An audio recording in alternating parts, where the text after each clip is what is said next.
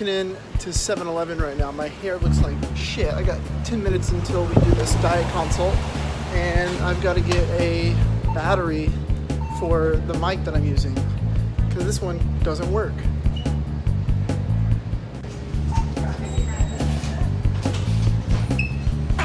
Got it. Just what I need. Hey there, how you doing?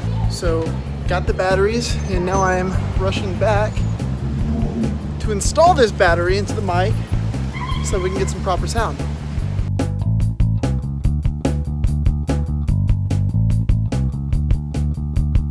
And we're back. Okay, so it's 12:10 and I'm supposed to do this interview, this consult at 12:15. I need a hat. Yeah, this is way better. Golly, I love my hats. Okay, so we are shooting right now, about to shoot. In the RV.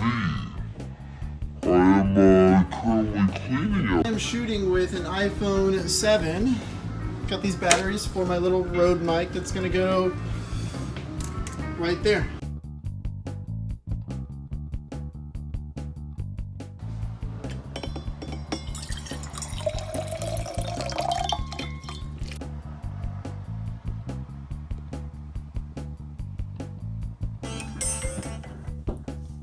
Hey, you there? Yeah, I'm here. Okay, in typical Dallas fashion, I was running a little bit late, but I'm glad you called. No worries. So what's going Thank on? you. Yeah, totally. So what's going on?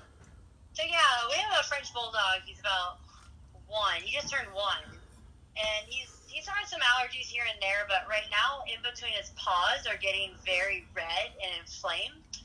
And the doctor yesterday said that they wanted to give him these injections. And I was like, oh, is it a one-time thing? Or they said, no, he'll have to get these injections for the rest of his life every 2 months to stop him from having these allergies and to stop itching. And that sounded like something I didn't want to do. We buy from you guys. He has on a raw diet only. He eats perfectly good, and he's never been on any medication like flea medicine or anything like that. And I don't know what to do about these allergies. And they said that they can maybe change his diet, but I didn't know if you had any recommendations or. Yeah, so just to recap, we have a 1-year-old Frenchie, and he's got some redness in between his paws. What else in terms of symptoms are you noticing with him? That's really, his ears. His ears, I don't know if that's the same thing, but he itches his ears a lot, and they said that there's maybe some yeast in his ears, and I've cleaned them out a few times, but he constantly is getting that. Okay, so what type, first and foremost, no flea medicines at all, right? Never. Okay, and do you do anything for flea prevention orally, like anything like holistically or anything? No, we don't. Okay. The reason I ask is because sometimes even some products that we carry have brewer's yeast in it, and some dogs can be allergic to brewer's yeast, so that's why I wanted to check first. So what type of food is he on? He switches between Steve's, Primal, and Small Batch, the little nuggets. Okay. And yeah. How many pounds is he? He's about 30 pounds. Okay. So 30-pound Frenchie, redness on in between his paws, and then itchy, yeasty ears. Yeah. Do you do any type of training with him at all? Yeah, we have a trainer that comes about once a week. Okay. With us, and we do some training with him, yeah. These are all relevant questions, so just bear with me. Now, with the trainer, what type of treats do you guys use? He only gets, canine. They're all good treats because she knows that how I feed him from your business. It's all the same. I don't know the brands of them. Right. What are they? Hodgson. So, Yeah. The reason I ask is because even some of the treats that we carry can contain potatoes or coconut flour, and any type of flour, any type of starchy carbohydrate can actually cause that allergy in those dogs and cats. So the first thing that I would recommend doing is making sure that all the treats that you use are minimal ingredient, meat-based treats, and that's it. Take all the starchy carbohydrates out of the equation. And think of it like this, okay? If you had a peanut allergy, a mild peanut allergy, not one where if you ate a peanut you'd have to go to the hospital, but if you had a mild peanut allergy, and when you ate peanuts, you know, you would get like redness of the skin, maybe a little bit swollen throat, you know. If you had a peanut allergy like that, and you just ate one peanut, it's going to cause an allergic reaction. So sometimes pet parents think that by giving their dogs just a treat here and there throughout the week, or maybe just on a, you know, one day when they're training, that it's not really going to give them allergies, when in all actuality, one round of treats that aren't necessarily unhealthy but contain some type of starchy carb can cause those allergies. Okay. You following me? I don't think the treats that he normally uses have any carbs in them, but I'm going to double check. So no starchy carbs, no flour. No starchy carbs, no flour, no biscuits of any kind. Even the biscuits at our store, for a dog that has allergies, I never recommend any type of starchy carbohydrate. Now, the foods that you feed do have carbs, but they're not the starchy kind, they're the fibrous kind. So Sorry, you cut out. The what? The foods that you feed from our store, like the Steves, the Primal, the Small Batch, they do have carbs, but they're good carbs. They're fibrous carbs like kale, spinach, broccoli, and leafy greens. So you don't need to worry about the fibrous carbs as much as you do the starchy carbs. Okay? Okay. So, do you have any kids by chance? No, we don't. Okay, the reason I ask is because sometimes families with kids will feed their dogs potato chips or, you know, whatever they're eating, so it's hard to... Yeah, we're freaks. He doesn't get anything. No scraps, ever. Good. Okay, now, what types of proteins are you feeding him? Proteins. We feed him... We switch off. He gets beef. He gets turkey. He gets sardines. Sorry, my husband's here. Totally. Oh, what else? Duck. Okay, so usually what I would recommend doing in a case like this where a dog has allergies, I would recommend consolidating down to one protein. And the protein that I usually recommend is going to be rabbit. Rabbit's at the top of my list. Duck is right behind rabbit. And the reason, they're novel proteins, which means that they're not mass produced, so it's less likely that your dog's going to be allergic to a rabbit or a duck. The other reason that I would recommend rabbit or duck is because they're actually a cooling protein. And when your dog or cat has allergies and you feed them a protein that can actually heat the body up, it can exasperate? I'm maybe butchering that word, but it can make the allergies worse. Okay? Okay. So I always recommend a cooling protein like rabbit or duck to a dog or cat with allergies. Now, what I would recommend doing is putting them on rabbit, exclusively rabbit, and that means treats too, for about 30 to 45 days. Do you have a brand you'd recommend? Rabbit? You know, all the foods that we carry are really good, but I would recommend specifically, I'm in love with Small Batch right now. They're a West Coast company. They're out of San Francisco and Portland. I know the owner. You know, Michael's a great guy. So if I wasn't vegan, I would literally eat Small Batch on camera to show everyone how much I love it. So wow. Yeah, it's that great. So I would recommend going with the Small Batch rabbit. Now, also, since your dog has allergies right now, what I would recommend doing is also getting a probiotic. Okay? And the reason is, what happens when your dog has allergies, the gut becomes inflamed. And what we want to do is reduce that inflammation by adding probiotics to the diet. So the gut is the source of the immune system. So if the gut's inflamed, it's impossible to conquer those allergies. He could have eaten something a couple weeks ago that irritated his allergies, and he's been eating, you know, pure food ever since, but it's been difficult for his gut to rejuvenate. So we want to help that out a little bit by adding probiotics to the diet. So the vet had actually given him antibiotics, and I haven't given them to him yet, so I hate that. So I don't really recommend antibiotics to a dog with allergies because sometimes the antibiotics can actually increase the allergies. So I would recommend holding off on using those antibiotics for sure. And I would recommend going with a probiotic, switching exclusively to rabbit, and that means, like I said, the treats too. And then really it wouldn't hurt to throw in the detox too. And what the detox does is it detoxifies the liver and the kidneys, which are the filters of the body. And really with the detox and the probiotics, we're healing the gut, we're healing the kidneys, and we're healing the liver as well. So with all three of the organs, rejuvenated, switching over to a single protein diet, one that's a cooling protein, I think that's going to be your best bet.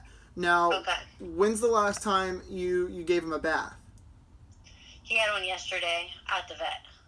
Okay, and I'm sure they used some type of medicated shampoo? I always ask them to use their, oatmeal one, the most gentle. I'm not sure if it's medicated or not. Okay, so in about 7 or 10 days, because he did just have a bath, but in about 7 to 10 days, I would recommend bathing him with a hypoallergenic shampoo. We have a couple in stock, but that are fragrance free. They're soap free because soap can dry out the skin in dogs. So I would recommend in about 7 or 10 days bathing him with a soap free shampoo and then adding some coconut oil to that bath. Okay. What that's going to do is it's actually going to help add oils to the skin. Okay.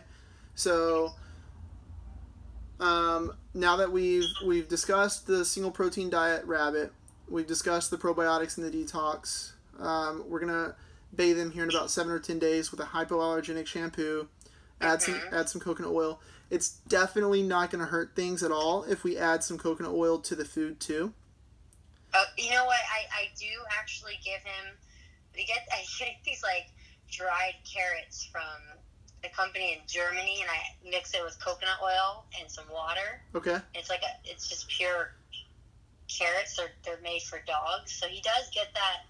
Not every day, but he does get that sometimes. I'm so glad you brought that point up, because carrots are high in sugar, and guess what feeds yeast? Oh, really? Sugar.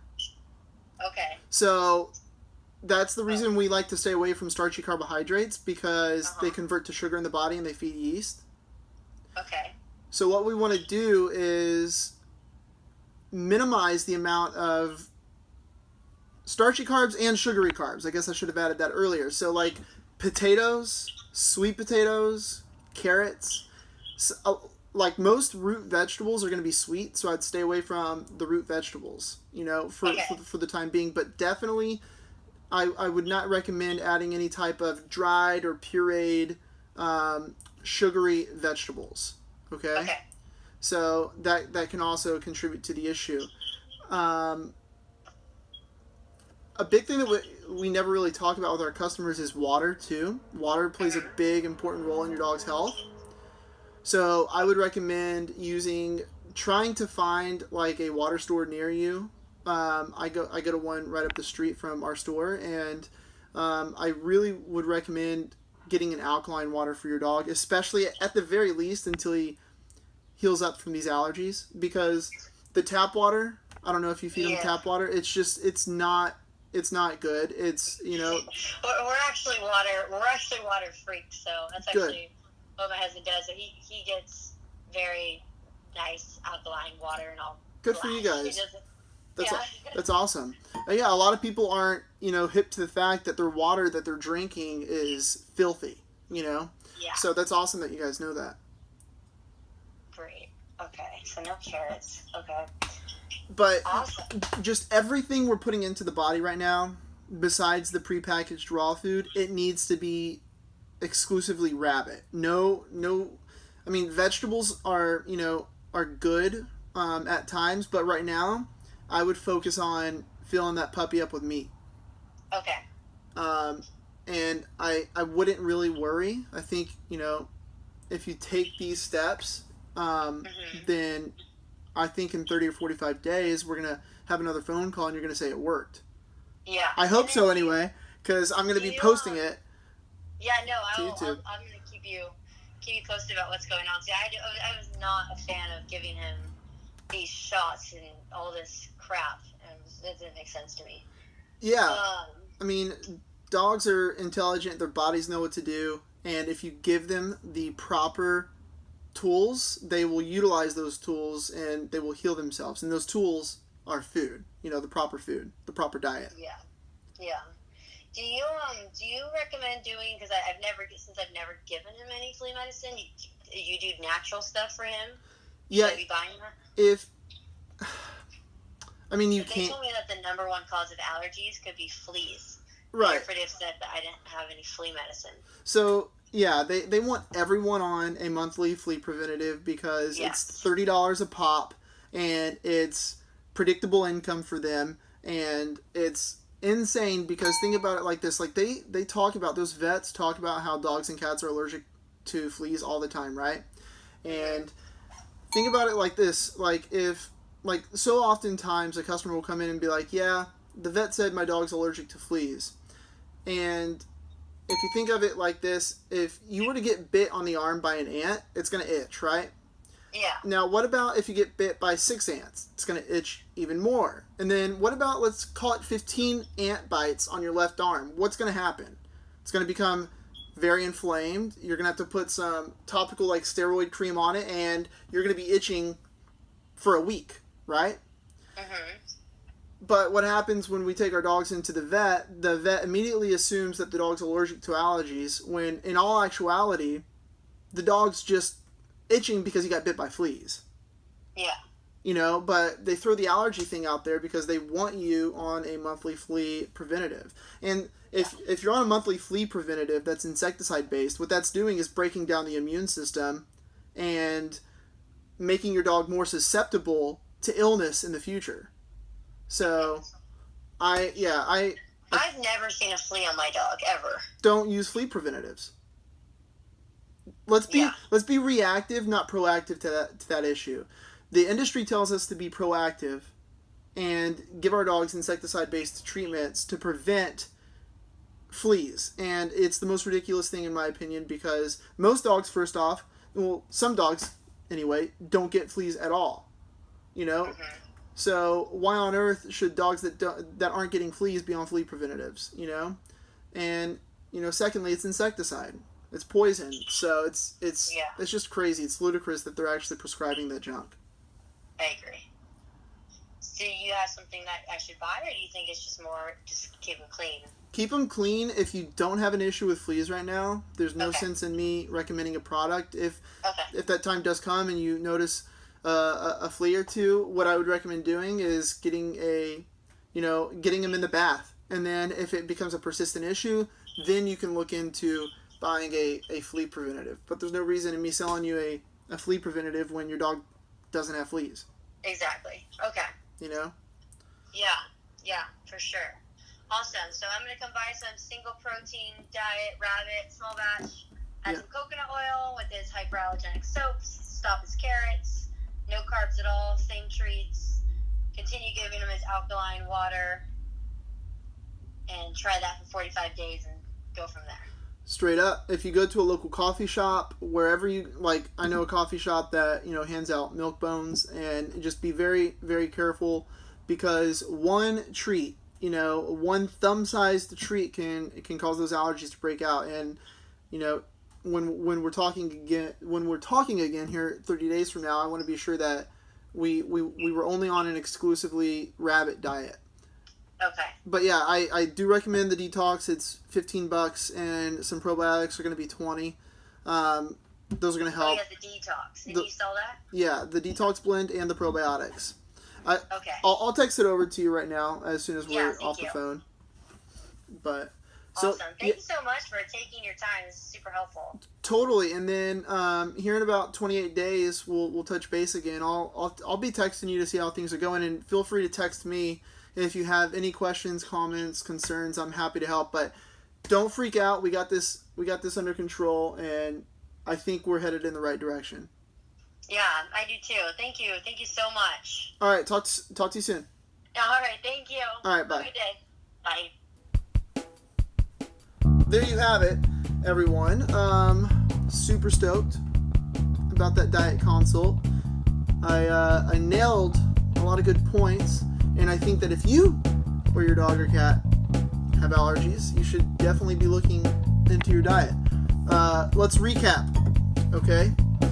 We told her to go on an exclusively rabbit protein diet, and the reason is rabbit's a cooling protein, and it's going to help prevent those allergies.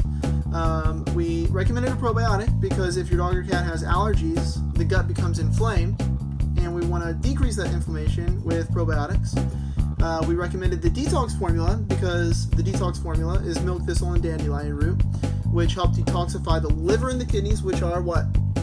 The filters of the body.